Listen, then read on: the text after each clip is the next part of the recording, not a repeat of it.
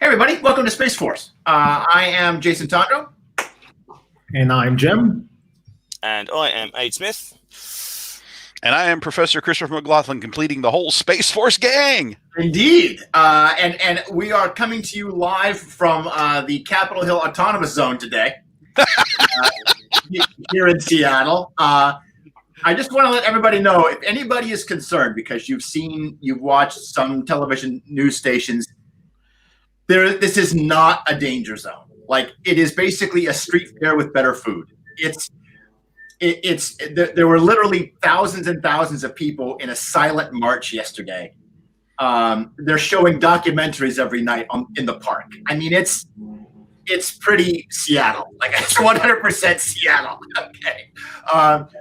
And I don't want anybody to my mother living down in Southern California is afraid that I'm going to get kidnapped by the I don't know, liberal assault weapon carrying cops. No, it's very peaceful here. It's a very peaceful demonstration.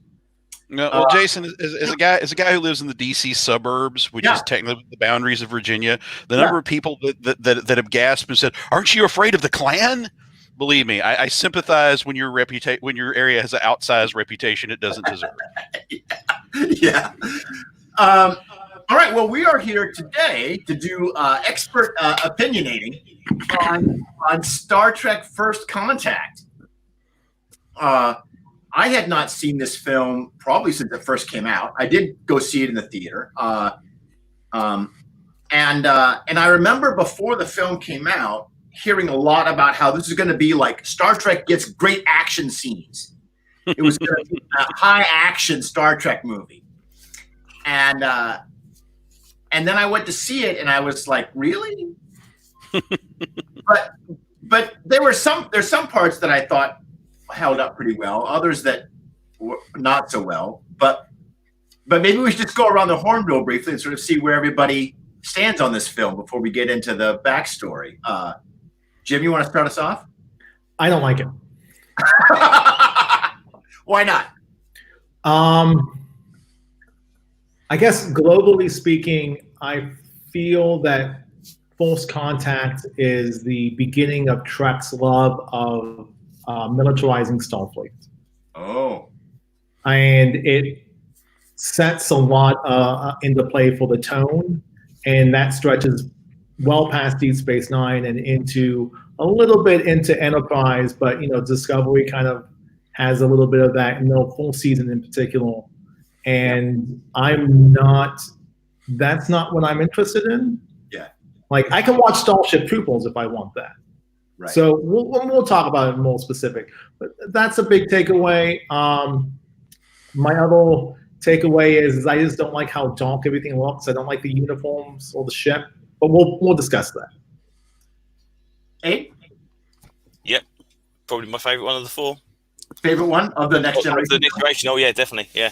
Well, I mean, there's obviously Generations. It's the Passover episode. This is the first time we get again big screen Borg. Yay! That's always good. Yeah.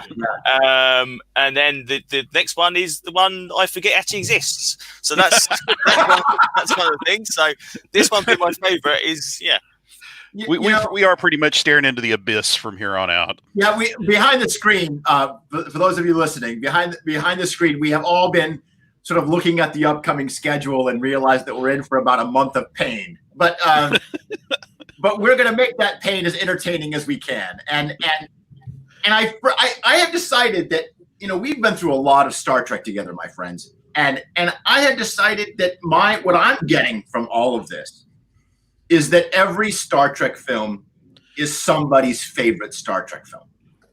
Except for Insurrection. Somebody. That's actually my second favorite, Chris. Insurrection does have a really good opening. Somebody out there loves Insurrection and will swear by it, probably because it's the first Star Trek movie they ever saw, and they were 12. Okay, if you are the person out there who likes Insurrection, find me on Facebook because I want to start a GoFundMe for you, so that we can chip in and buy you some actually good movies and help you through your time of loss and need. Man, Chris, let people love things, man. but it reminds me very much of like, sort of every Marvel superhero or every DC Comics character is somebody's favorite character. Like somebody out there loves Speedball, right? Actually, I quite like Speedball. So there you go. Somebody is A. All right. Okay, Chris, what are your thoughts on this film? Well, I would still have to say I'm in the like column on it. Mm-hmm. But it kind of has that Star Trek 3 thing going on that I like it less every time I watch it. And I wonder if, like, when I'm revisiting this on, like, I don't know, telepathy ray or whatever they have 20 years from now, if it'll still stay in the like column. I don't know. But for right now, year of our Lord 2020, I'm still on the like side. Okay, fair enough. All right, so this film came out when? 98, 97, 98, yeah. Deep Space Nine is closing in on the end of its run. Help us Yes. out. Deep Space Nine is in its fourth season. Okay. So it's either in its fourth or fifth season. So Wolf is part of the cast. Yeah. It's got to be later than that because the show went off the air in 99.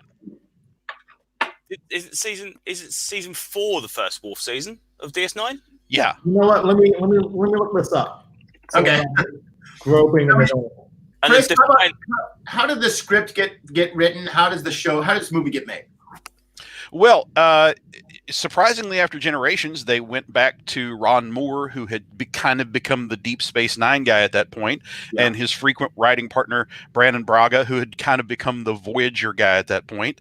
And one thing I appreciated watching it this time with that in mind about how it is kind of like half of a Deep Space Nine episode because it's this really intense war story.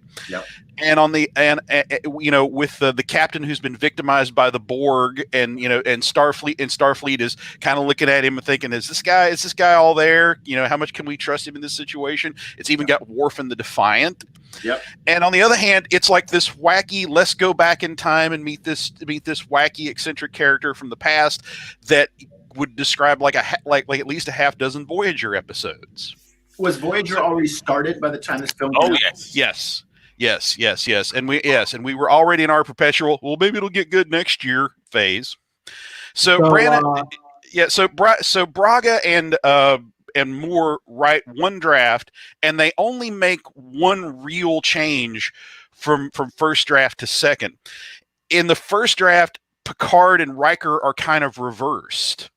It's Riker is the one on the ship fighting the Borg, and Picard is the one who's down on Earth having adventures with the character that would become Lily, but at that point she's kind of like a photojournalist.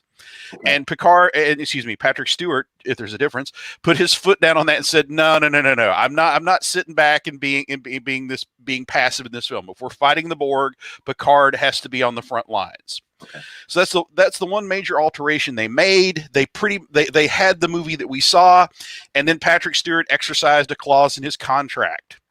Okay. He had a line in there that said that he at any time he could bring in another writer to do a complete rewrite of the script. Okay. So he brought in the guy, the name escapes me at the moment, but it's the guy who wrote the Rush Hour movies. Okay. Completely rewrote Moore and Braga, and everybody who's read this draft of the script, I couldn't find a copy of it, but the universal verdict on it is it's the shits. Okay. So Berman has to go back to Braga and Moore and ask them to come back and do another draft of the script. And apparently, Ron Moore originally just said, "Fuck you! No, you read no. You didn't need to touch our script. I'm out of here." And according to Ron Moore, it's the one fight he ever had with Rick Berman. Was And according to both Moore and Braga, they literally kept one line from this outside draft that Patrick Stewart commissioned. Other than that, it's basically the second draft that they handed in. It apparently created a rift between Moore and Patrick Stewart for a while. So there was blood on the floor making this one. I wonder what that line is. Watch your caboose. Oh, wow. Okay. They threw out. I think if that was the pinnacle of this other draft, oh my God, how bad could that have been? Jim, you said yes. Okay, so this movie comes out in November 22nd, 1996. Okay. So this is fifth season DS9. Okay. DS9 adopts the uniforms by the episode The Rapture, Yeah. which airs on December 30th of 96 originally. And the interesting thing about that is Avery Brooks is wearing Patrick Stewart's coat. And he's so figure that they have to put the comm badge higher up on the shoulder pad. It's funny. So he doesn't actually get his own coat until like an episode or two later when they can actually fit it properly to Avery Brooks. Yeah. So this is the first appearance of these uniforms. Yes. See, I like these uniforms. I don't know what again. It's strange because I thought the other ones were like you got less and less colourful. You got the obviously the colours on the shoulders rather than the colours on the full uniform with the black, and then they go to like, hey, it's going to be grey and the colours just around the neck. You really grade it down. I actually do like them though. I think they're pretty cool. There's a lot of new stuff in there. I mean, this is the new Enterprise, and yes, and I like the new ship, and I thought that script-wise, the fact that so much of the movie is about the ship, like it's about a fight on the ship. We see a lot of the interiors of the ship. The whole thing is kind of filmed on around at least half of it, like you say, Chris. It's really two different plots going on at the same time, so at least half of it. But I thought that made sense from a writing standpoint. When you're introducing a new ship, let's make the movie about the ship and the risk of destroying it at the end, and the evacuation and that whole debate over are we going to blow it up or not. And that line when someone says, we hardly knew you, and are they going to make a new one? Like that all seems like good thinking when you're introducing a new version of the ship. I like it. Correct me if I'm wrong. Intrepid class is Voyager's ship, correct? That's the Sovereign class. Oh, yes. Sorry, Intrepid, yeah. So it is very, very similar in design to Voyager. There is that kind of sleekness to it. It's kind of the low, kind of the low in the cells. So there's definitely that thing. But what I mentioned before on our little notes were they've stripped the crew back. Obviously, we've got a situation now instead of being hundreds and hundreds of people, families, that kind of stuff as well. This is a more militaristic, at least in crew. Everyone in the crew has a job. They're not going to be a school teacher or somebody who does whatever, the chef. Yeah, everyone that has a job, and I think that's purposely why the Enterprise is as it is because of this film, because they didn't want 1,000 people just being mown down by Borg that were going to be okay. Just they've made their way through the school. They've gone through the arbitorium. As writers, if I thought, okay, I've got to write the scene now where the Borg kill all the younglings. and that's probably not something I want to write. So how can we figure out that the younglings aren't on the ship? And we're going to just decide, well, this isn't that kind of Enterprise. Like we already got those scenes. We got them in the last movie. Exactly. When the ship crashes, we saw all those people evacuating to the saucer section, and we had all those bits. We had the teddy bear, the girl with teddy bear. Yeah.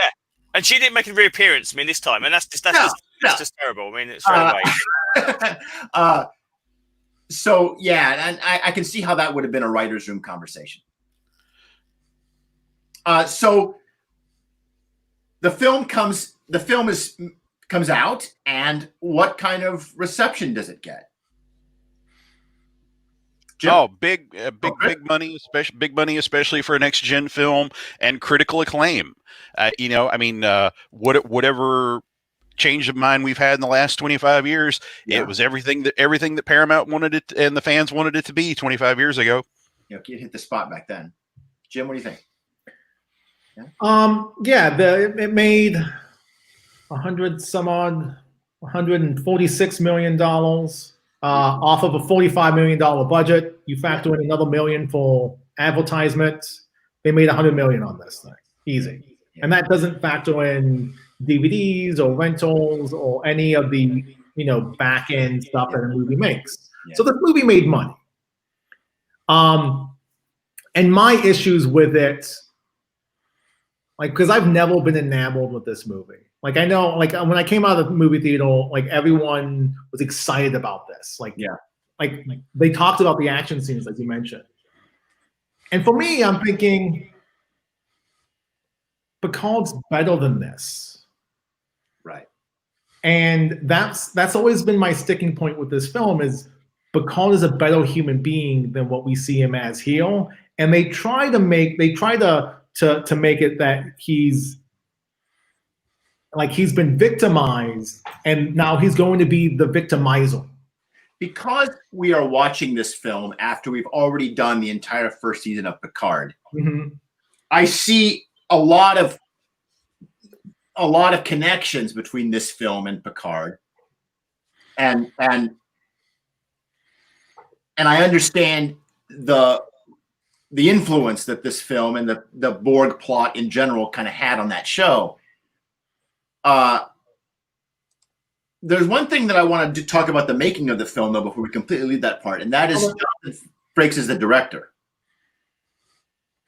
Isn't that funny that one of the many reasons that Generations falls apart is they bring in a guy who had only ever done TV, and then they bring in Jonathan Frakes, who is also technically a guy who had just done TV to this point. And, you know, I mean, whatever else you want to criticize about the movie, it's very well directed. Yeah, and Frakes has gone on to become a mainstay of television directing. He's been involved with not only everything Star Trek related, but even the Star Trek adjacent things. He's directed episodes of The Orville, and it was considered, and he was glad to do it. You know, it was an honor to be invited. If you haven't seen the Deep Space Nine documentary, What We Left Behind, there's a great deleted scene where the showrunner Ira Stephen Bear was originally going to come back and give people a sort of a briefing on the show, you know, remind people what it was all about. Yeah, and it was set up like a college lecture, and the one quote unquote student in the audience is Jonathan Frakes. and when he first interrupts to ask a question, Ira Stephen Bear pretends to be, the professor with like 6,000 students. Yes, and you are, and he stands up and goes, "Yeah, Jonathan Frakes, Star Trek icon." Nice. No, I do think this is I have issues with the tone of the movie. Okay, yeah. Because I think between the three different plots, it's wild. It goes up and down the spectrum. But I think this is far better constructed than Generations, because I think Generations is kind of a sprawling mess. Right. And we discussed that. You can go watch that episode. But with this movie, I do think its title, it makes more sense. Like the fact that it is set on the ship so much gives it that bottle episode kind of feel. Yeah.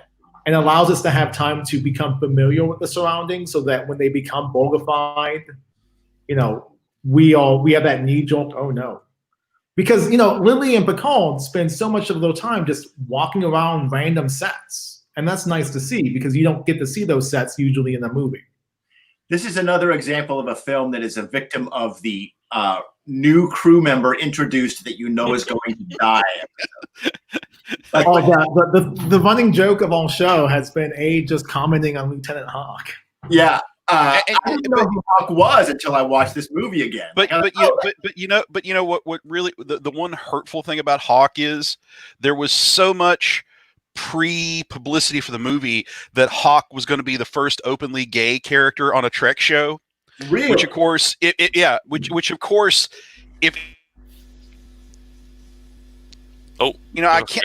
can't watch the film. That's one of the things that doesn't hold up on the rewatch is if there was any truth at all to that, then we have a Star Trek movie that falls right into the bury your gays trope.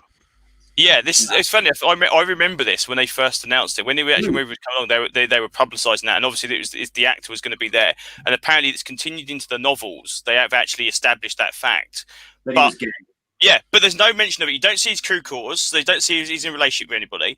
He literally does die again, which is another, a common complaint about, hey, let's introduce the gay character, then kill him off 15 seconds later. He does last a bit longer than that, but he still does die. So again, it just seems to be if they wanted to do that, it was a wasted opportunity because there's nothing in the movie to even reference it. So what was the point? The idea, so yeah, but at least they've kind of rectified that a little bit with the actual novels and the like. So interesting. Now, Hawk doesn't come. Does he come back later? No. Okay. No. This is one time. This is the Hawk you've been talking about. Yeah, and everything in the novels is only flashbacks and pre-Enterprise E stuff. So it's not even bringing back like Kirk with. Whereas he could be rehabilitated, right? Like at some point they could find they could find Hawk the Borg. Okay, spoiler, because I read this on StarTrek.com. Apparently, the only short story that actually features Hawk after this First Contact is actually as he's spinning out into space. Wow. And he disconnects from the Borg collectiveness, and he actually dies while still being himself rather than being a member of the Borg. That's it. That's his swan song. And that story is written by a fan, because I think it's in Strange New Worlds, which was a annual fan zine that they ran for Paramount for pocket books for 10 years. Yeah. So he dies human. Dies human. That's it. Yeah, that's him. Done. That's his story. I mean, fundamentally, he's not too bad a character. He does something. He's actually part of the plot. They get him to do stuff. He's not the kind of the guy who just runs around the background. Oh my god, what's going on? Yeah, so, we don't. The biggest problem with Hawk is that we just don't. He doesn't really have any distinguishing features. No, he's nothing but his job. Yeah. Yeah. Exactly. Yeah, we don't even get the moment where somebody stands over his body and goes, "Well, she." yeah. It's he's nothing but his jaw and his job and his jawline, right? Right. Yeah. And the sad thing is they cast Neil McDonough for this role, and he's gone on to play several, bit parts in other movies. Like he's Dum Dum Dugan in the Captain America movies. Oh, that's right. And it has continued on into like Agents of S.H.I.E.L.D. and like Peggy Carter. So he's an actor with some weight, and it's like, I know this is like his first, like one of his breakout roles, and it's just like, oh, I wish you can stay. All right, so let's rewind and talk about how this movie opens in the beginning. We get this beautiful shot of the new Enterprise, which is a lot longer to take advantage of the cinematic dimensions of the screen. Right? It's not designed to fit on your box anymore. It's a long shot. Well, let's rewind it a little bit from that, because we get the nightmare sequence. Oh, you're right. Yeah, the classic establishing exposition of Picard's Borgification. Right. Which is the last time we get to see that wonderful uniform that I'm so fond of. And I'm sorry, but I will never be able to see a nightmare inside of a nightmare sequence without acknowledging American Werewolf in London. Yeah. Which does that scene, in my opinion, the best that's ever been done. But yeah, we do a little bit of a recap exposition for fans who might, or I shouldn't say fans, but for first time watchers to Star Trek, who have been drug along by their significant other to watch the new Star Trek movie and don't know anything about any of these people. And we find out that Picard, we rewind through his Locutus of Borg phase. Jim, did you have a thought about this flashback sequence that you wanted to? So much of the visual cues that show Picard later uses, all set up in the flashback. Like the way the Borg cube is set up, and sort of using the fishhook lens to be sort of orienting as you fly through the corridor.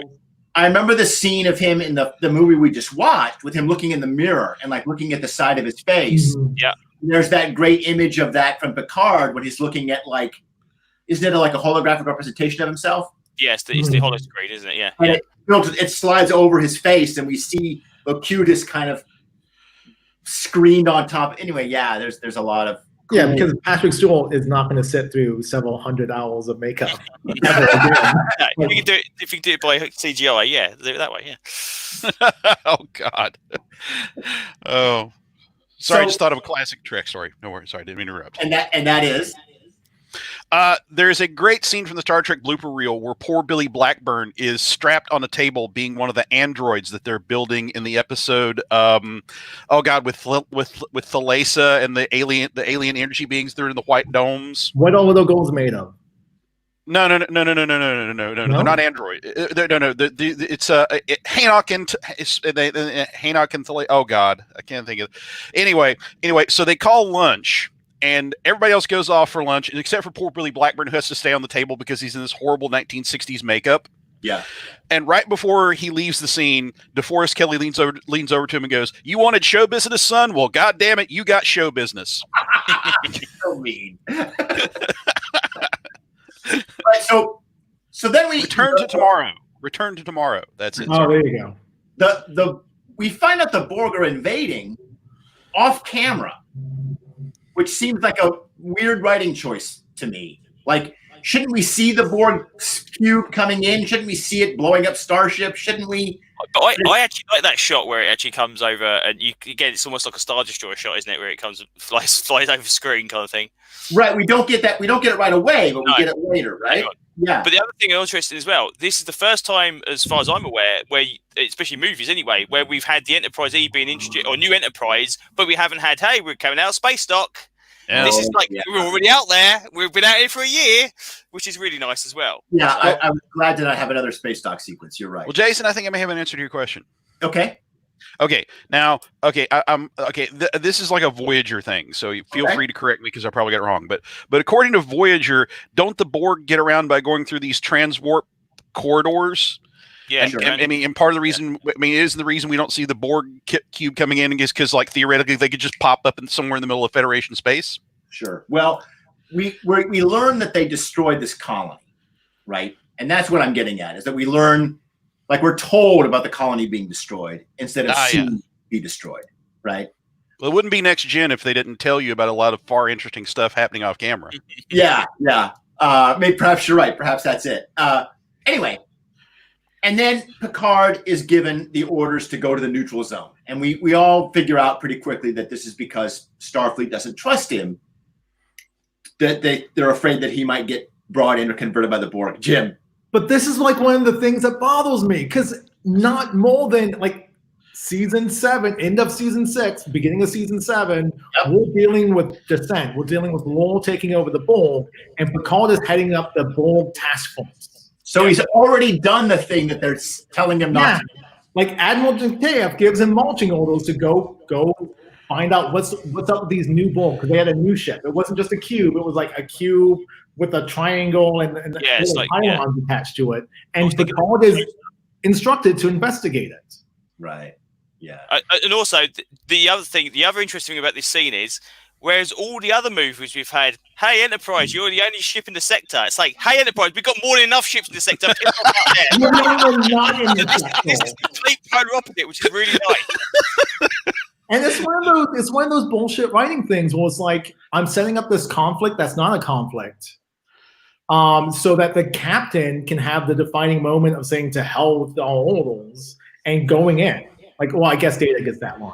But that's like the same thing you deal with the Prime Directive in some of these later tracks. We're setting up this arbitrary rule just to have that moment where the captain struggles with it, and instead of actually struggling with it, it's a non-issue. Yeah, because we don't even have any comeback from Starfleet at all in later movies, or any kind of reference to this, like, hey, you betrayed the orders back in that thing. And you don't see Starfleet at all during the conflict, apart from when he obviously takes over as the actual head of the fleet. So yeah, it's not even though it's an issue. Yes. You know, I wrapped up last week's episode by saying that this is my favorite Deep Space Nine episode that got branded as a TNG thing. Yeah. And the more my shorthand for that is, it's like, well, first of all, Jim is nailing one of my main complaints with this movie. Rock on, Jim. If this were a Pentecostal service, I would jump up and go, preach it, brother Jim. But my other big problem with it is, we've seen like a half dozen episodes at this point where clearly Picard is not a vengeful guy, and in particular, he's over the Borg thing. Yeah. It makes no sense at all that now that after, like for instance, the episode with Hugh Borg. Now all of a sudden Picard has all these unresolved Borg issues. It makes no sense other than the fact that they needed something to fill some screen time.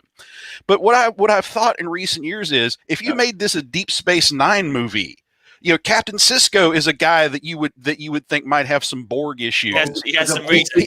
Yes. And by the way, talking about a guy that you might want to trust in a crunch situation, here's a guy who's also Bajoran Jesus. There may be some questions back at Starfleet Command. Is this the guy you really, really, really want to bet the future of humanity on? And yeah, I mean, it just this works. It's a great story if it's Sisko instead of Picard. For Picard, it just makes zero sense at all. Well, but do you feel that that's also a weakness in the Picard series, where his trauma with the Borg is a major plot?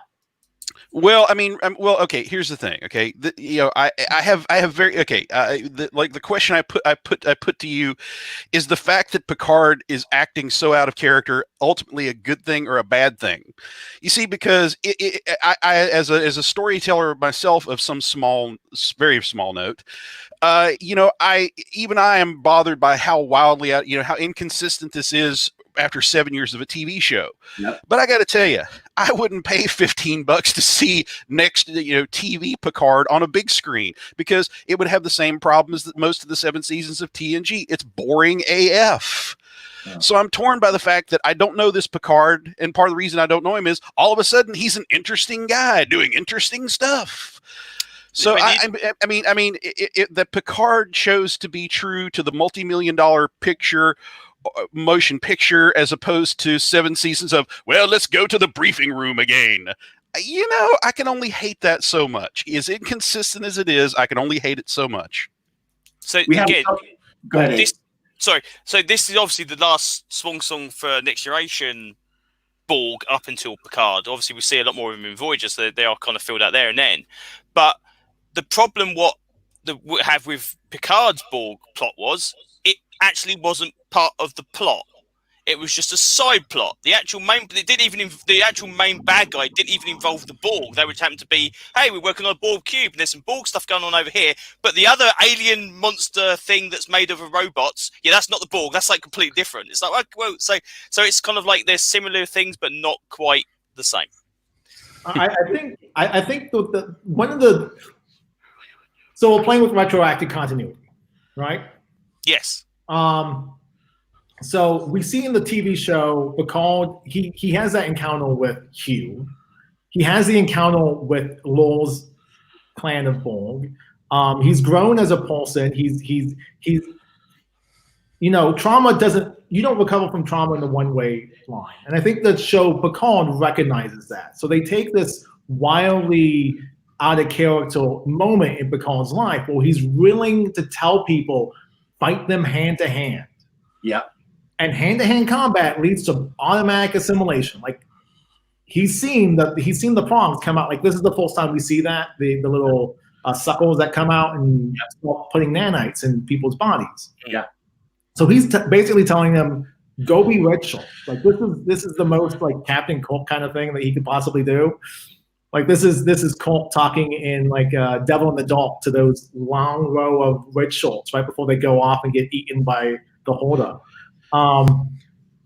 So the Picard. Well, to be fair, I can definitely see Cisco doing this.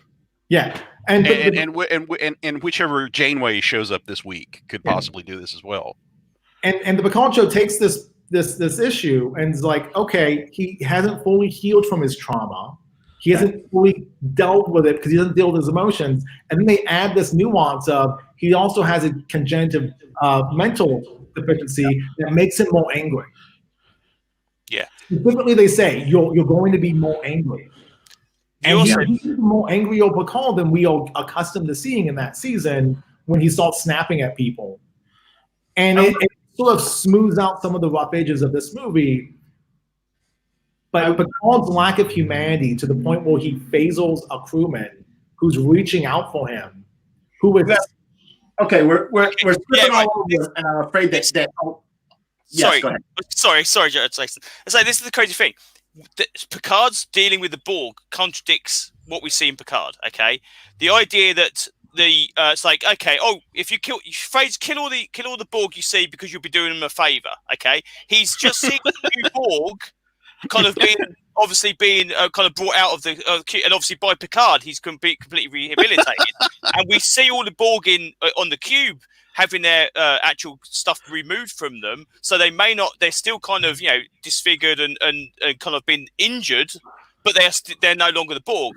Picard's solution this seems to be just zap them when you see them. And like Jim said, the idea he zaps the first guy that kind of reaches out to him as he's changing. It's not even like, okay, we'll come back for you later. So his treatment of the Borg just seems to be very, very steamroller-like, whereas later, the idea that they've set up a rehabilitation for the Borg is totally different from this.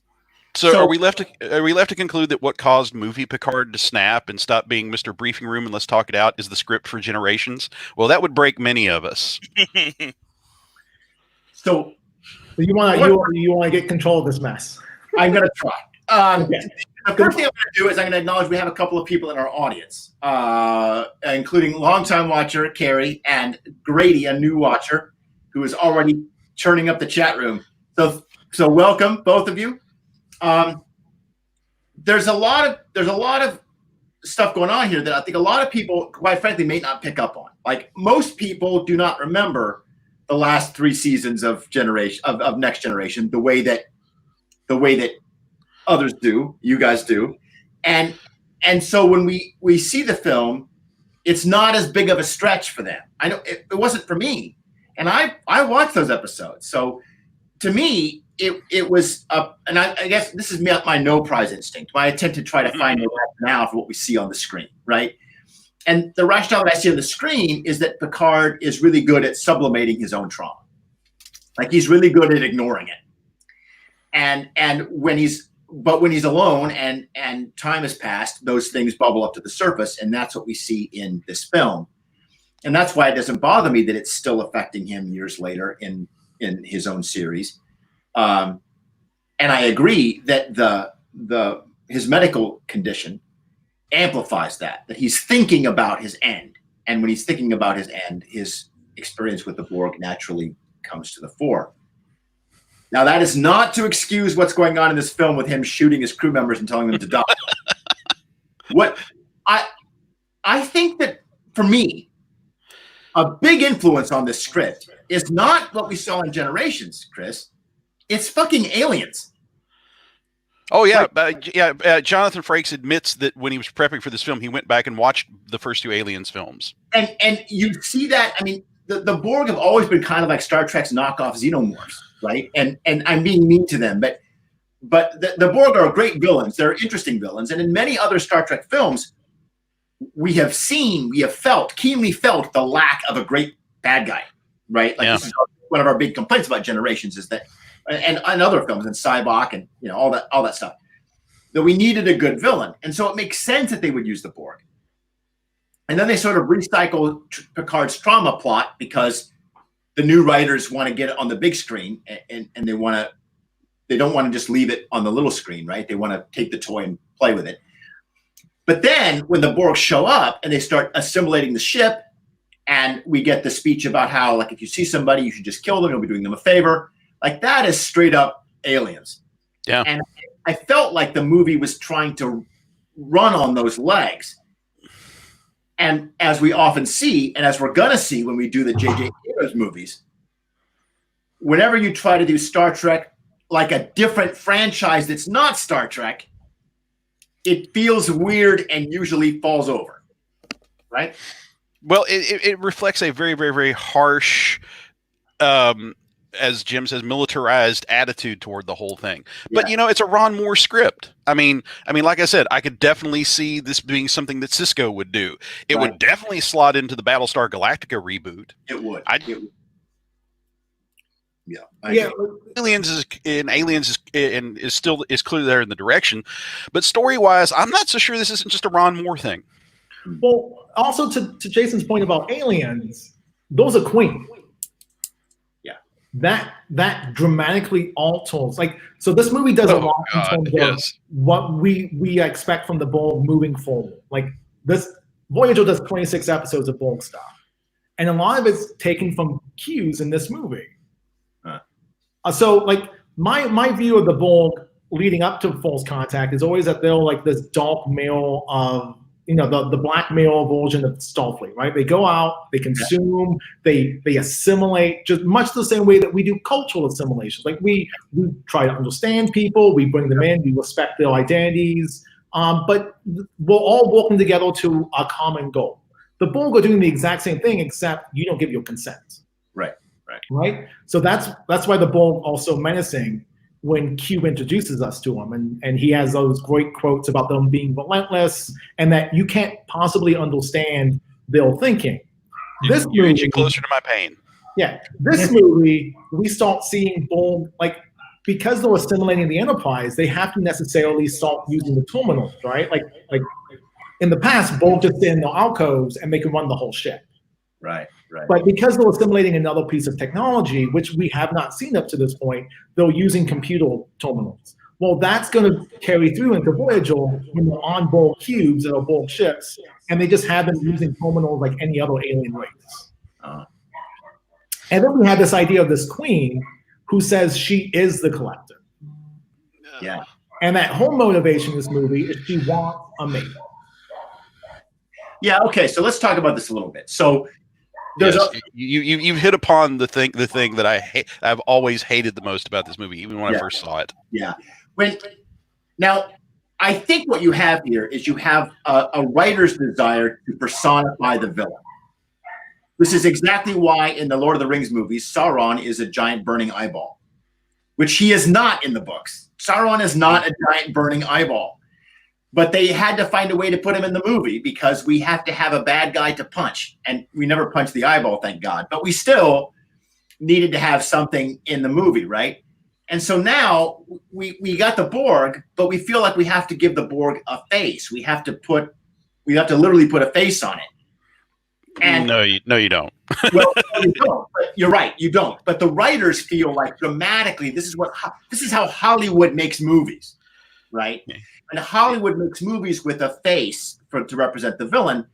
And so then, because they're drawing from aliens, because that's what's on, maybe, I don't know. I don't know what's in Ron Moore's heart, but we get a queen and we get this sort of sexual attraction subplot with Data, which now in previous films, we've been talking about how these films haven't always done good by the supporting cast. And one of the problems with the Generations films, Next Gen films, is that they tend to be about Picard and Data, and everybody else kind of gets short shrift. Yep. This is a film in which actually a lot of the other supporting characters actually get things to do. They actually get a cool scene, and I think this treats them better than they do most. But then there's this terrible Data thing, right? With Data and Queen. And it's yeah. Now on the one hand, the idea that we're going to convert Data to the Borg, not by adding machine parts, because that's what we do to everybody else, but by adding human bits to him, actually adding flesh, making him like a real boy, like Pinocchio, right? That's kind of a cool idea. I dig that idea. Like, let's add flesh to the robot. Which kind of makes sense. If the Borg are so adept at their nanotechnology and kind of that kind of thing, it does kind of the idea they can actually make stuff as well. Would be all right. Can I Chris, tell us what's on your mind. All right. Well, you're tiptoeing around the main thing that I hated about this one when I first saw it, and that's okay. All right. Okay. Let's take a trip back. Okay. All right. Why does anybody give two shits about the Borg? Okay. First of all, it is one of the very, very, very, very, very few Next Gen episodes where the cool stuff happens on camera rather than being spoken of in the briefing room. Okay. You know, and we're not told how scary the Borg are. We see how. Yeah. You're kind of over the top. Yeah. Okay. Not it's the old wrestling formula. You have a guy who can talk and a guy who can kick ass in the ring. And if you can't talk, get him a manager. Q is their manager. Okay.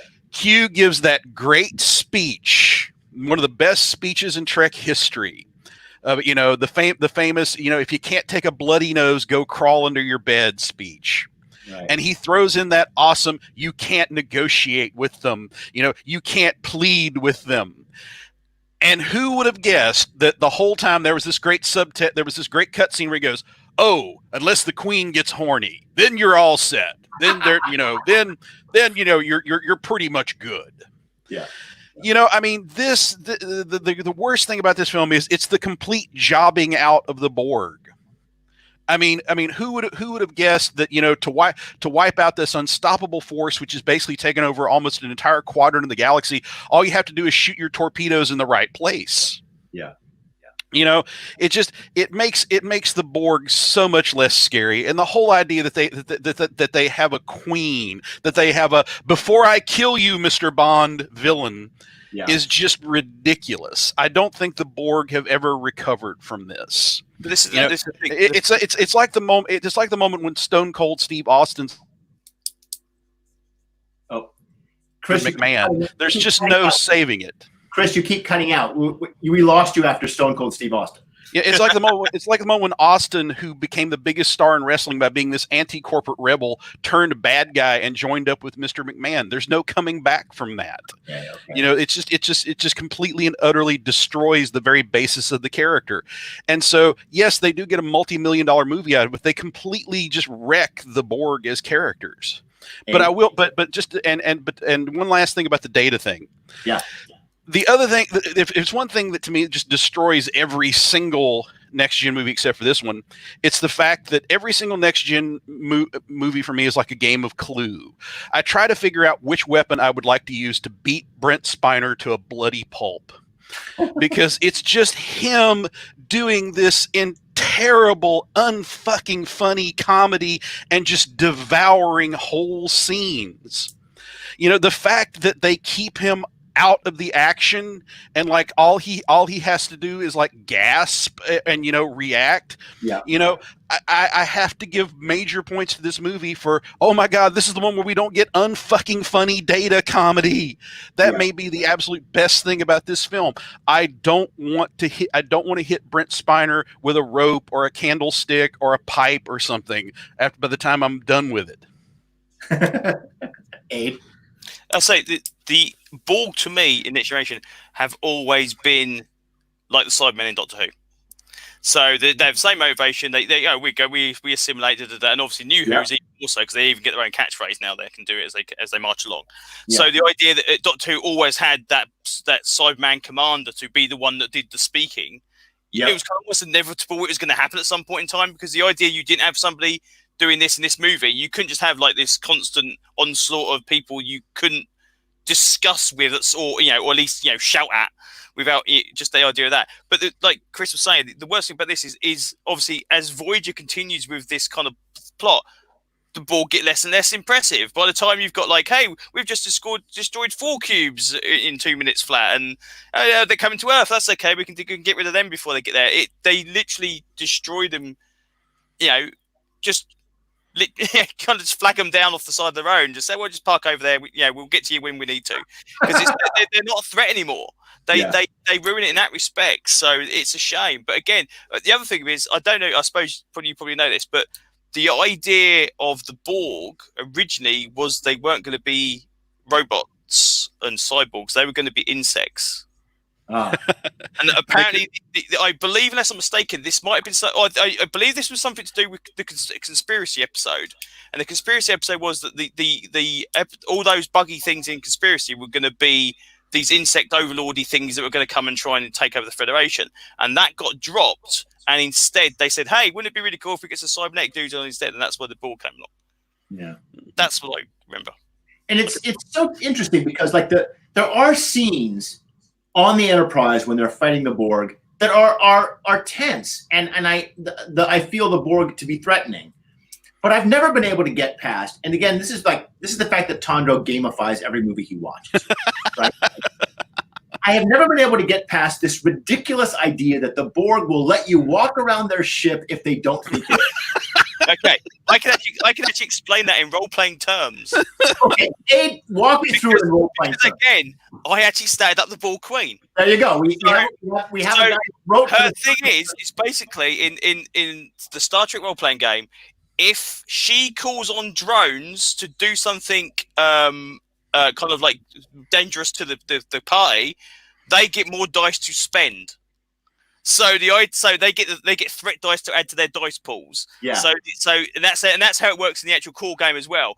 The more threatening and dangerous the bad guys are doing, if they've got phases that are set to stun, it's a regular fight. Okay. If the Klingons are using disruptors, and if you get hit, you die. Yeah. Your PCs are going to have more dice to spend to avoid being hit and dying. Yeah. The Queen's got that built in. So if they okay, kill everyone on site. Okay, well everyone gets a load of bonus dice to throw into it. If you're able to walk around, that's okay. This is actually a mechanic about the Star Trek Adventures game, which I love. And Jim's heard me go off about it before, so I'm sorry, Jim. But this idea that the players decide how violent the game is going to be. that if the players decide to bring, if the Klingon security officer brings along his Batleth on every mission, then more bad guys show up. Like they wouldn't have been there if you hadn't brought the Batleth. And that's a beautiful mechanic that very much simulates Star Trek's ideals. That you don't have to have a violent adventure, and if the players just decide not to be violent, it won't be. Okay, but this would have loads of threat in it. You'd be but then we have these scenes where, like, okay, the Borg are working on their deflector dish, and they see 3 people in Star Trek uniforms walking around the outside. Okay, like, that's stupid. What are you guys doing out here? It's like no, don't do anything about it. It's just dumb.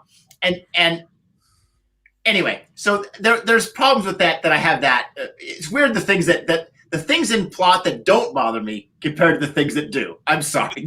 Again, fundamentally, that was always a thing about the Borg that was really cool because they were menacing because they didn't care about you. You were so insignificant. Yeah. It was like so when you went on the Borg cube and they were just walking by, it's like, well, you're just nothing to them. They don't mind. And obviously, the more it became like, well, they obviously know you're trying to destroy the Borg Queen or blow the ship up, but we'll still ignore you. That's when it becomes a problem. Now, the lion cares not for the opinion of the sheep. Yes. I want to note, by the way, that the guy who pays our bills, Mike Lafferty, has shown up. Hey, Mike.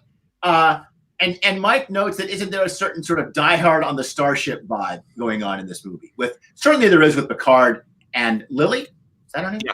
Yes. Yeah. Crawling around in the air ducts of the ship. Yeah. Well, let's talk about Lily. Yeah, let's do it. Let's talk about a few things I actually really like about this movie. Yeah, she's great. Lily is fantastic, played by Jonathan Frakes' godmother, Alfred Woodward. Yeah, Jonathan Frakes was in town and he was just drinking with her, and he goes, "Oh, I never had a godmother." She's like, "You're my godson now." Like that's kind of how that's set up. I love this actress. She has so much moxie. She stands up to her friend. Like that's the hardest thing you can do is when you can tell your friend, "Hey, you're drinking." Like that gives you an extra point in House Gryffindor, right? Yeah, exactly. That's how important that is. And she's like, "I'm not going to go up on that ship with you." And I love the fact that she plays a black woman who can tell the white male protagonist, "You're fucking up." In a language that he actually cuts through his angle and cuts through his bullshit to speak to. Yeah. Like he once he breaks the ships and she says that line, "You broke your little ships." And he's standing there, that's when the Ahab quotes, that's when the Moby Dick quotes start coming into his mind. My favorite line in this movie is, "I never actually read it." That's the best line. The fact that she figures out, like, okay, this is some British aristocrat intellectual dude. I'm going to hit him with a book, right? Not literally, but sort of literally. I'm gonna invoke a book on him. And that's, like you say, that's the language he will understand. And it's not her language. She's going off like the old Disney movie or something, like the old, the old version. But anyway, yeah. So I love that bit. It's a great scene. We're going off of cultural osmosis. Sorry, I say the strange thing about Lily's character is it's never defined exactly what she does. Is she a scientist? Is she a technician? Is she a reporter? Is she someone that runs the bar? There's nothing at all in there at all that even says what. Because when they go off in the Phoenix and they've got the 2 seats with Geordie and Riker, was it always a 3-seater? Was it always going to be a 2-seater? Because again, if she was just there to flick switches, having a technical, it's such a weird character. She doesn't kind of front up to say, "Hey, I know. Don't explain this to me. I know exactly what's going on because of A, B, and C." She just goes around. Chris, you mentioned this already. You said that she started off as a reporter. Yeah, she was going to be a sort of a reporter, photojournalist thing. And honestly, the best record I have found of that is in The Strangest Place. Apparently, the draft of the script where Picard is on the planet and Riker is on the ship got sent to Mad Magazine. And the official Mad Magazine parody of this movie is based off the draft of the script where she's like a photojournalist or something. Oh, that's wild. And now it's like, oh my God, where can I find like a 25-year-old issue of Mad Magazine? Because that's the closest we're ever going to get to see, I think, to actually seeing that draft of the script. So the greatest thing about that, I don't have it, but I do remember that Mad Magazine.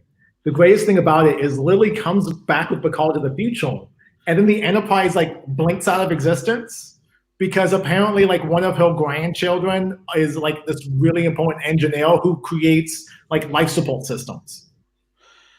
So they go back into the present, and then the Enterprise just winks out, and it's just the crew floating in space. There's weird plot stuff in this movie. I wondered if maybe there were important scenes that got cut. When the Enterprise crew beams down to Earth, everybody's dead, and they're looking around this ruined construction site. And then the next time we see them is Troy partying in the bar. and I'm like, okay, what happened? Like, when did all the people come back? When did all the corpses get buried? Like, yeah, Jim? So this is the real thing about this movie. The one thing I like about is the B plot. I like the Riker stuff because it feels to me to be the most next generation. Like, we're talking to a new character, and we're telling him, you're going to be better one day. Yeah. And we're showing him, and maybe there's a little hero worship, and he's struggling with that. But fundamentally, he becomes a better human being. When he just runs for the woods after being told about the statue, that is the most human moment in this movie. That's a cool thing. We get a lot of stuff about Geordie saying how big he's going to be, and I've got my favorite bit is Reg Barkley showing up and just saying, "Yeah, okay, I've got to shake you by the hand." I mean, him showing up in anything is worth watching. But yeah, let's take a moment and salute Dwight Schultz, the man behind the only comedy bit in any of the next gen movies that's actually funny. I salute you, Dwight Schultz. Dwight Schultz is great. Well, hi, I'm Dwight Schultz. Go on, Jim. So this plot is seriously hampered by the time restraints. So we're told, like, Troy and Zeph and Copley are partying all night to the point where they're both drunk. Yeah. Then the next scene we see them, they're at the telescope and they're both sober, and no one's playing a hangover. Having been drunk, that's not a thing. Right. Like, they're perfectly lucid, they're perfectly fine, they're in control of their faculties, and Deanna says, you have to make the warp flight by 11 o'clock tomorrow morning. Yeah. And then the sun's out. I'm guessing it's 6 o'clock when Barkley has that scene, right? And then he runs away, and then the whole crew runs after him, and it's the I told you about the statue scene. Like, time looks weird in the B plot. Yeah. Because by the time it gets to 11 o'clock in the morning when they're doing the test flight, we've already seen several sequences where they've had to run miles away from the testing flight zone to bring back Cochrane. Yeah. And it's one of those weird things where it's like they wanted to put like a timer on it so that there was a deadline to meet. Yeah. But there's no real tension in that because all the tension is diverted to the Enterprise. Yeah, I find it weird that the crew on the planet on Earth never try to figure out what the hell is going on with the ship. Riker's like, oh yeah, we lost contact with them a while ago. Full speed ahead. I'm sure they're just there for a send off. And I'm thinking, in the original Next Generation, you get phone calls from the code every 5 minutes. You can't schedule a call without the call being like, I've noticed your medical readout. So out of exactly. The strange thing about it as well is when they actually take the Phoenix up, and the Enterprise comes alongside, and they go, "Oh, I think they're just giving us a flyby." It's like we haven't spoke to him in 15 hours. Are you telling me you don't want to know what the hell they're on about? Yeah, exactly. Yeah, that's odd. Yeah, Vulcan sensors have to be really shitty because they miss the quantum torpedoes. Exactly. Yeah, they're terrible. I think I've got it. Okay. is like the grandma that you buy a state-of-the-art computer with. She's got better tech than anybody else, but she doesn't really know how to use it all that well. And unless her Borg grandson is standing next to her going like, this is the antivirus software, grandma, you don't want to turn that off. The Borg are just kind of blundering through the galaxy. We get the Vulcans out there. You say the Vulcans do not detect the phone torpedoes. They do not detect the impulse signature of the actual Enterprise as it's going as well. They obviously detect the warp signature of the Phoenix. They don't detect the transporters after they beam up. After literally when they're standing outside the ship. Yeah. Apparently they can't read the warp signature because it's on the other side of the moon. It's like, crikey, man, what, are you not looking where you're flying? Well, that makes sense. The other side of the moon, but Lily sees it from the ground. Like Lily's looking up and she sees it without a telescope. Yeah. Yeah, so those like I do enjoy. So one of the original scripts, I know we kind of glossed over this. When they had Picard serving in the role, like Cochrane would have been injured. Okay. And then he would have been serving the role of Zeppelin Cochrane, and he would have been having the town come together in this Oxbow incident sort of speech, where he has the town building the rocket ship. So it's a classic time travel plot where the character that you need is dead or missing, and you have to pretend to be that person. Yeah, so that's the original. That's one of the original. Like the other plot thread they toyed around was to do a Renaissance. Like they go back in time to the Renaissance. Yeah, I've heard the Renaissance plot. Yeah. And Patrick Stewart was like, "I'm never wearing tights again." Good for Patrick Stewart. Yeah. But that's one of the things I like about this movie. I do like that this movie is a fight to save Star Trek. The idea of Star Trek, the idea of people coming together in this pivotal moment that's in our future, and trying to protect it, to make sure that it's like quote unquote time locked, right? Okay. Doctor Who vernacular. Yeah, the other thing about this is obviously that the when Cochrane actually says in like some kind of Star Trek, that is a bit clumsy. That's terrible. It's like some kind of Star Trek. I mean, they should have said like some kind of wagon train to the stars. At least you know what? I would have hopped with that one. Yeah. All right. Well, we're hitting an hour, so let's do a roundup and hit anything that we feel like we really need to talk about that we haven't hit in our scattershot approach to this film. Since Aid, you like this film more than anybody, so you're going to get to go last. Okay. Chris? All right, I'll throw in my two trivia tidbits, my original casting tidbits. Original choice for Zephyr Cochrane, Tom Hanks. Oh, really? Interesting. Yes. Much younger character. Yes. Yeah. And original choice for the Borg Queen, Angelica Houston. Well, that would have been slumming on her part. I can. Well, she wanted to do it. It was total scheduling conflict that she didn't wind up doing it. Yes. Okay. Well, maybe. I can imagine them wanting to cast a big name actress in that role, so that they could bring some gravitas to the part. I mean, we talked about that just last film, right? We absolutely yes. Jim? Yeah. So I'm gonna say two things. Okay. One's a really quick thing about the movie in itself. Yes. I love the Riker Troy ball scene. Yes. I love the way that those two actors play against each other. I love that finally we see Troy, outside of our element, but not having been necessarily violated to get to that place of emotional vulnerability with Riker. It's one of the very few times I ever actually bought a relationship between those two. Yeah. And Star Trek does not do romance good. It just doesn't. Romance and Star Trek are sort of anathema to each other. They can't quite figure it out. Oh yeah. And it's one of those moments where he just has this amused look of affection for her that is just for me that sells it. It does sell it. So one of the global things I sort of wrestle with this movie is, like I mentioned at the beginning of it, which is the militarization of Starfleet. Yeah. Now we don't have a ship. The Enterprise D is supposed to be a city in space. And yes, we look at it as the Marriott, but the original idea was it's a city in space, and we take in all families into space, and we'll explore the universe together. And there's going to be wonder, and it's going to be awe-inspiring. But at this point, Trek sort of tones. The Dominion War is not happening yet, but they're dealing with the Klingon War on Deep Space Nine. The Dominion is still a pervading threat in the background. That'll get kicked off at the end of season 5, beginning of season 6, when they take over the station. So these tonal shifts in Star Trek that's sort of happening. Yeah. And I think a lot of it has to do with Best of Both Worlds. Okay. So going back to the original source material, Best of Both Worlds is the episode where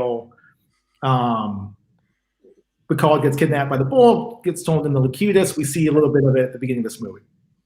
So in universe terms, we see the cube floating above the Earth. Yep. That's probably the first time something since the Xindi War, if we're going with retroactive continuity. That's probably the first time an alien ship has been parked outside of the planet since maybe Vigil, right? Right. And what happens in the Star Trek continuity? We start building escort ships, which are basically Cisco loses his wife. He goes to Utopia Planitia. He builds warships just to destroy the Borg. To Chris's point, Cisco should be the leader of this mission. Yeah. The fact that he's not there strikes me as weird, because it's like the one thing that you have harped on your entire life is the fact that they killed your wife, and they're coming back. Yeah. And you give it to your Klingon first officer, who happens to be a member of the original cast of Next Generation. Okay. So Starfleet starts losing its way after that point. They start trying to come up with contingencies and seeing threats that aren't there. And this movie sort of encapsulates all of that militarization flavor and fervor, to the point where the uniforms are stripped down to black, gray, and the color. Yeah. Like, I'm not a big fan of the uniforms. I've made that known. And the ship itself, like, it's stripped down. It's bare bones. There's no comforts, right? We don't see an arboretum. We don't see the things that made the Enterprise D feel like an evolutionary step forward from the original classic Trek. Right. And just tonally, this movie feels like it's like Star Trek's going to be dealing with a lot of politics. And I don't say that's necessarily a bad thing. I think it's good that Star Trek does politics, but it's going to be dealing with sort of war politicking. Yep. And we'll see that again in Nemesis when we get to that film, because that film's a big giant fight scene, and then we see it again in the Abrams movies. So Nemesis is 2 weeks away, right? Nemesis is 2 weeks away. We get Insurrection. Yeah. So you forgot Insurrection. Yeah, but just for this film, like, I feel like all the ideals of Roddenberry, like all the aspirational tone, the boring parts, as Chris has called them, they're taking a back seat now. Like, that's in our real view, and in our front view, which is sort of the ending of the 90s, is ending of that boom economic time. We're about to go into like 9/11's 9/11's 7 years off from this. Yeah. So I kind of feel like it's reacting to the culture of the time. Yeah. In a way that I don't think is optimistic. Now, the one thing that I want to talk about is something that, Chris, you mentioned to me before the show started. Okay. Tell us what you know about Patrick Stewart and Tempest. Well, I feel odd talking about this with an actual Shakespeare expert sitting here on the panel, but apparently when Stewart first got the script, he was doing The Tempest on Broadway. Or on stage somewhere, and he has said in a couple of interviews that I found that his portrayal of Prospero bled into his portrayal of Picard on this, and I talked to an actual Shakespeare expert before the show, and that struck him as rather odd. Yeah. Okay. So you're very kind. It's strange, because it's compared to all the stuff that we were talking about in previous films. And I'm thinking specifically of Star Trek VI, which has so many Tempest openings in it. Not only the ones that we talked about already, the idea that it's a movie about retiring, that it's a movie about revenge that you are putting away at the end. But it's even a movie that starts off with a ship caught in a storm. I mean, it's perfect. It lines up so close to Tempest that I am really tempted to think that the script writers had the play in mind when they outlined it. But this film, to say that Picard's character is inspired by or influenced by Patrick Stewart's portrayal of Prospero in Tempest is very strange to me, because Prospero is a guy who lures he is ostensibly about revenge. That's the beautiful thing about Tempest, is that it looks like a revenge plot, but it's not. It's this giant fake out. He lures all of his enemies to his island because he has every reason to want revenge on them. And he tells everybody about this constantly throughout the play. I have every reason to kill these people. But instead, he lets them go. And he marries his daughter to the son of his most hated enemy, so that the two people, the next generation, can take over, and he can go back to living in his library. It's not a revenge. He's not motivated by revenge. In fact, Prospero's primary motivation is forgiveness. And it's when Picard is being lectured by Lily, when she's saying like, you are so, you had that Moby Dick, Captain Ahab thing going on, her wonderful Captain Ahab speech. That is the moment in which this movie is least like The Tempest, because Prospero doesn't need that lecture. I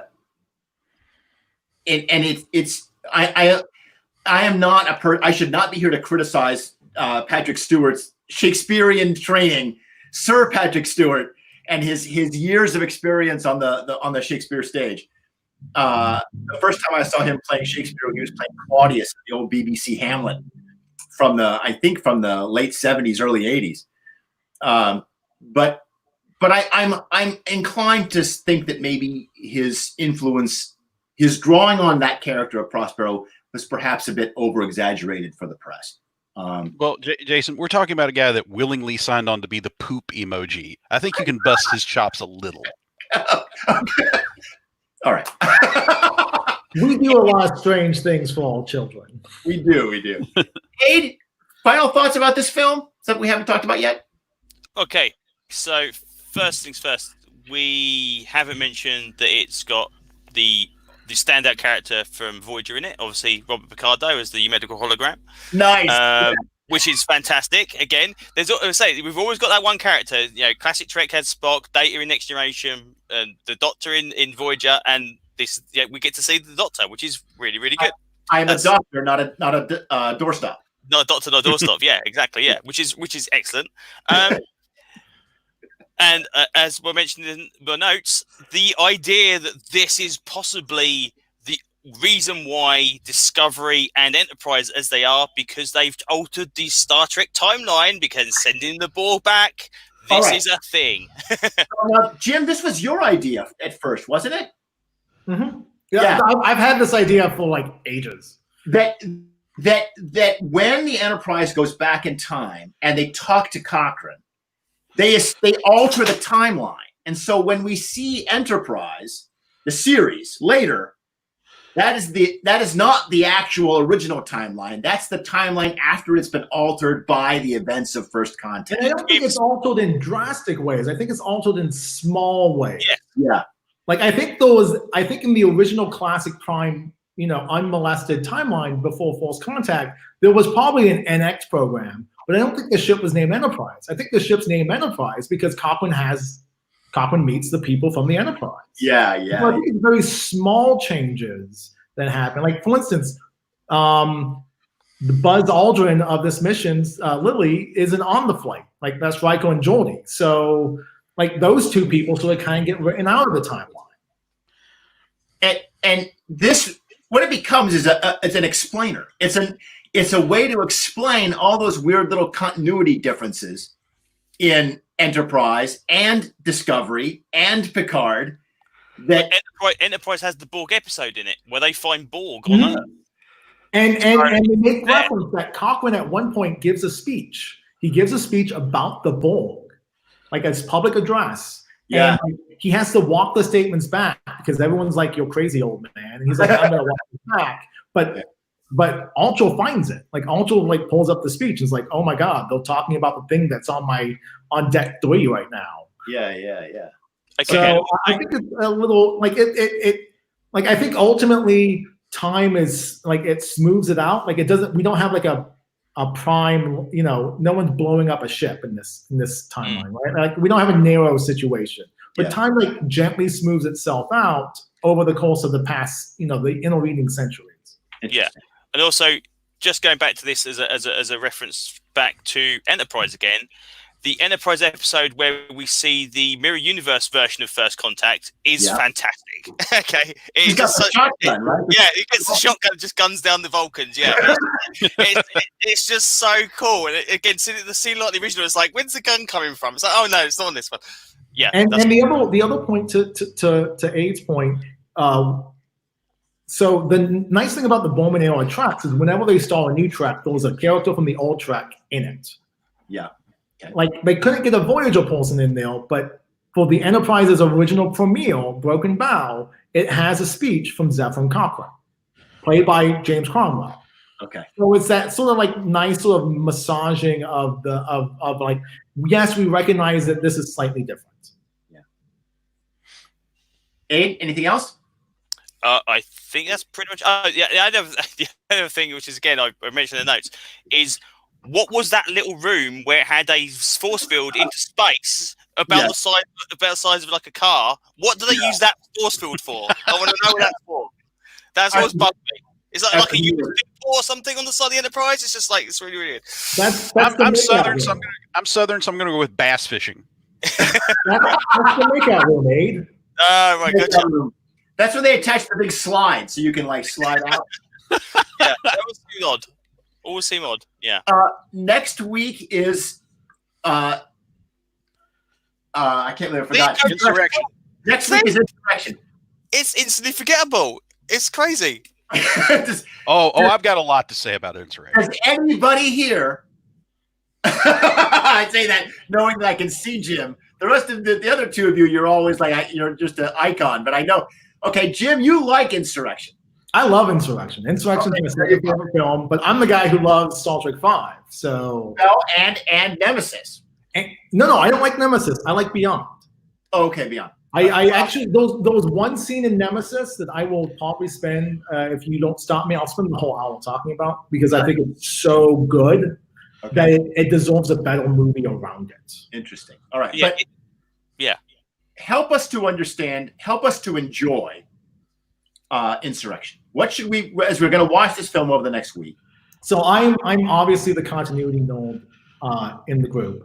Well, you and Chris can punch out over that. Yeah, well, at least in terms of like Next Generation and these movies. Like, see, the problem with the Next Generation movies, globally speaking, is we never had time to miss them. Like, they never went away long enough that we actually missed the crew of the Next Gen, and it was special. Yeah. Like, the original series, they went away for a decade, they come back, and it's like even Motion Picture, which is garbage, and I don't want to talk about that movie again, it's because it brings back the characters we love. Like, Next Generation never had that sort of off period. Right.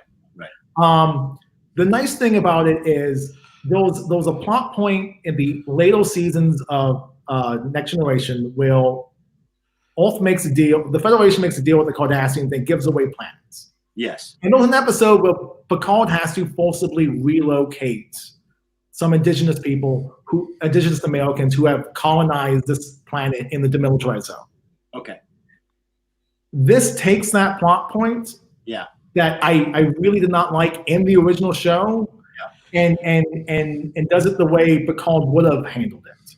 I see. Well, Picard makes a stand. Now, unfortunately, it's for a whole bunch of white people in beige outfits, so the optics of it aren't great. Yeah. But I feel like it's Picard's chance at a do-over. Interesting. Okay. And I also like it because I don't mind silly humor. Yeah. And there's some silly humor in this film. Yeah. Silly humor seems kind of on brand for Next Gen. Yeah, I mean, they had Worf sitting in a mud bath. Yeah. I mean, that's pretty silly.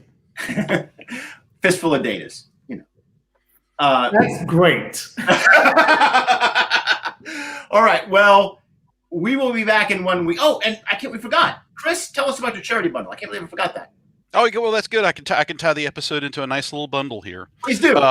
Okay. Yes. Well, isn't it one of the great things about we were talking about how great point, Jim, about how the couplings in Star Trek usually don't work.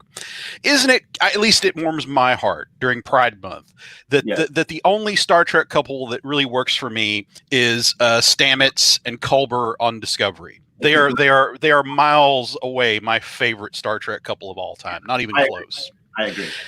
And if there's one unforced error on this film that has bugged me all along is Cochrane goes into space and he's not playing Rocket Man. Sure. How perfectly would that song have suited him? And if you can't afford the Elton John version, put on the Shatner version and it's even better. That's funny. Okay, but anyway, Pride Month, Elton John. Yes, here we go. Tying it all in a nice little bow here. Okay, yes.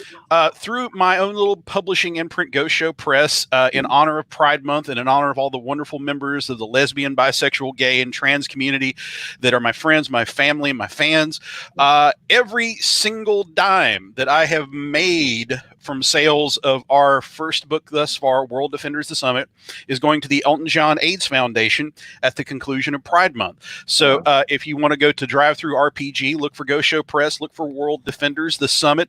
Every single dime I have made off that product to this point is going to the Elton John AIDS Foundation. And if you don't want to put up with my scribblings and ramblings, there is a donation button on my Facebook page, and you can just donate directly to the foundation if you like. Every 100% of your profits. Everything, yeah. Okay, here we go. This is what the people who know me would be surprised by this. I actually forgot to see if I'd made any money off the book, because my assumption is that nobody would actually buy it. I remember I thought about it right after I first put it on sale. I was scared to check and then just forgot about it. So after 2 years, I finally went to see if I'd made any money off the book, and like, holy crap, there's money in here. People actually bought this thing. Yeah. What do I do with it? And it just happened to be on the verge of Pride Month, so I couldn't think of anything. I couldn't think of anything that I needed, and certainly, with Pride Month coming up, here's my chance to recognize some wonderful people who've been wonderful to me, and in the best way that I knew how. And if you know me, it's been a rough year, and one of the few things that's carried me through is Elton John's music, and Rocket Man has been a big part of that. So I'm saying, sir, thank you to Sir Elton and members of a wonderful community that have help keep me going through some tough times. And so RPG now, Drive-Thru RPG, whatever you call it, you can put in Chris McGlothlin's name, or you can put in Go Show Press, or you can put in the Summit, and this part will come right up. It's a half a dozen super cool superheroes for pretty much every game system that does superheroes now. Yes, it is also. And it's got cool art by Storm Cook and that wonderful Kickstarter. Yeah. So check it out, and we are going to come back next week and talk about the Star Trek movie that everybody forgets, Star Trek Insurrection. Good night, everyone. This is where I say something